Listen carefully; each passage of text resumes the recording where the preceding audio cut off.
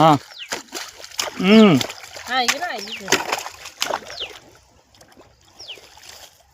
இதை பாருங்க, காலையில் சுத்தமாக நான் காட்டினேன் இல்லைங்களா? இதை பாருங்க, சுத்தம் பண்ணிட்டோம். இதை பாரு, அந்த செட்லேருந்து தான் அந்த கிணத்துல குதிப்போம்.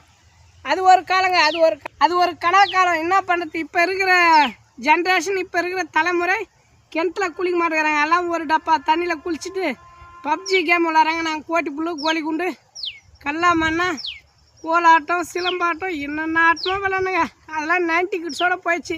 அதாவது விவசாயத்தை ஊக்குவிக்கிற ஒரு தலைமுறை 90 தான். அதாவது 90 அதாவது 90 கிட்ஸுக்கு தான் இருக்குது. இப்போ இருக்கிற தலைமுறைலாம் விவசாயத்தை ஒழிச்சிடுவாங்க. பெரும்பாலும் 90 கிட்ஸாக ஒழிச்சிட்டாங்க.